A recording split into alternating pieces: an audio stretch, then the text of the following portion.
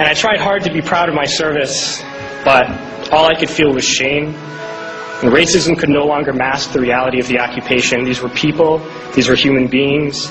I've since been plagued by guilt anytime I see an elderly man, like the one who couldn't walk, who we rolled onto a stretcher and told the Iraqi police to take him away. I feel guilt anytime I see a mother with her children, like the one who cried hysterically and screamed that we are worse than Saddam as we forced her from her home.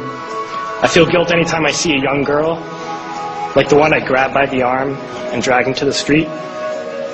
We are told we are fighting terrorists. The real terrorist was me, and the real terrorism is this occupation. Racism within the military has long been an important tool to justify the destruction and occupation of another country. It has long been used to justify the killing, subjugation, and torture of another people. Racism is a vital weapon employed by this government. It is a more important weapon than a rifle, a tank, a bomber, or a battleship. It is more destructive than an artillery shell, or a bunker buster, or a Tomahawk missile. While all those weapons are created and owned by this government, they are harmless without people willing to use them. Those who send us to war do not have to pull a trigger or lob a mortar round. They do not have to fight the war, they merely have to sell the war. They need a public who is willing to send their soldiers into harm's way. They need soldiers who are willing to kill and be killed without question. They can spend millions on a single bomb, but that bomb only becomes a weapon when the ranks in the military are willing to follow orders to use it. They can send every last soldier anywhere on earth, but there will only be a war if soldiers are willing to fight. And the ruling class, the billionaires who profit from human suffering, care only about expanding their wealth, controlling the world economy. Understand that their power lies only in their ability to convince us that war, oppression, and exploitation is in our interest.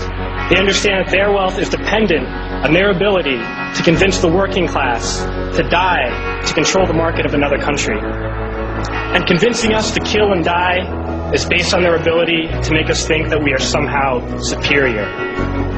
Soldiers, sailors, Marines, airmen have nothing to gain from this occupation. The vast majority of people living in the U.S. have nothing to gain from this occupation. In fact, not only do we have nothing to gain, but we suffer more because of it. We lose limbs, endure trauma, and give our lives.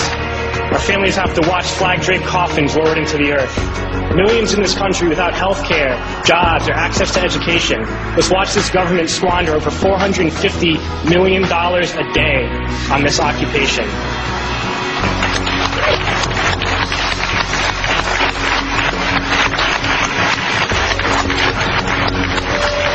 Poor and working people in this country are sent to kill poor and working people in another country to make the rich richer. And without racism, soldiers would realize that they have more in common with the Iraqi people than they do with the billionaires who send us to war.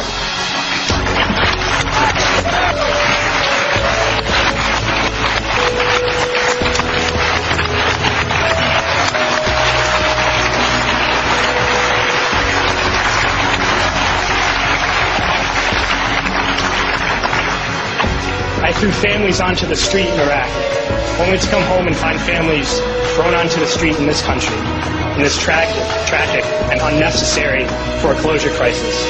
We need to wake up and realize that our real enemies are not in some distant land. They're not people whose names we don't know and cultures we don't understand. The enemy is people we know very well and people we can identify.